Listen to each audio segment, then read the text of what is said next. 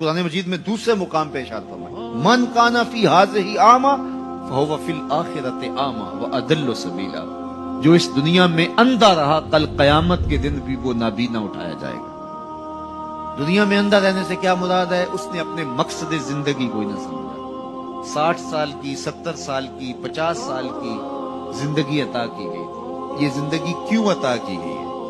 وہ منصوبہ بندی اس دنیا کی زندگی کے لیے تو کرتا رہا، سویر سے شام تک، شام سے سویر تک لگا رہا جی میں اپنا مستقبل ٹھیک کر رہا ہوں۔ 18، 19، 20 سال تک اس نے پڑھا، دن رات محنت کی، پھر اس کے بعد ڈپلومے کیے، اس کے بعد اس نے ہنر سیکھا، پھر کاروبار میں آیا، دن رات ایک کر دیا، خوشیاں چھوڑی، شادیاں چھوڑی، دوست چھوڑے کہ بس میں اپنا مستقبل بنانا ہے۔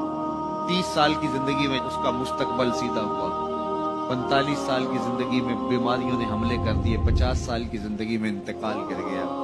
15 سال کا مستقبل تھا اس کا، جس کے لیے اس نے جو ہے وہ 35 سال 40 سال صرف کی ہے۔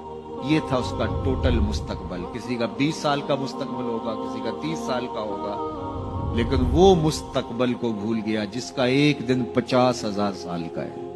50 سال کا نہیں، 50-100 سال کا نہیں، قرآن بتاتا ہے 50,000 سال کا ایک دن، پھر نہ ختم ہونے والی زندگی۔ میاں صرف اس زندگی کو مقصود تو وہ سمجھے جس کا آخرت کا عقیدہ نہیں ہے، جو یہ یقین رکھتا ہے اللہ رسول پر، اس کو جو ہے وہ کامل یقین ہے، اور قرآن مجید پر اور حدیث طیبہ کے بتائے ہوئے ضابطے اس کو مستحضر ہیں، اور وہ جانتا ہے کہ آخرت ہے، ہم اعمال کی جواب دہی کے پابند ہوں گے۔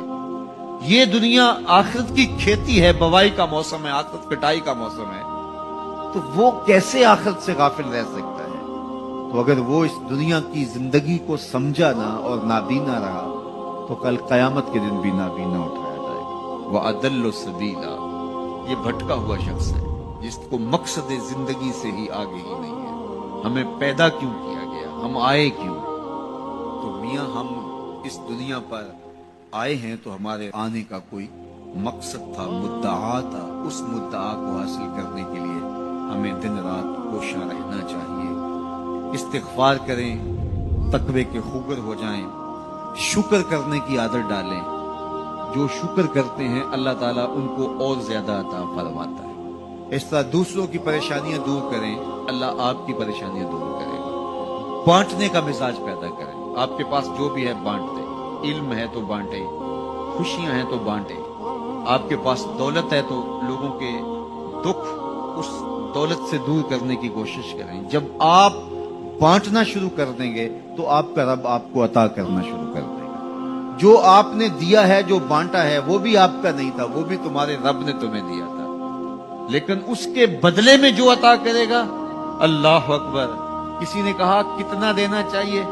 تو کہا اگر تم گن گن کے دیتے ہو تو پھر ایسے ملے گا، اگر بے حساب دیتے ہو تو وہ بھی بے حساب عطا کرے گا۔ کسی زمانے کے اندر کنووں سے زمینوں کو سیراب کیا کرتے تھے، کنویں سے پانی نکال کر کے سیرابی ہوتی تھی۔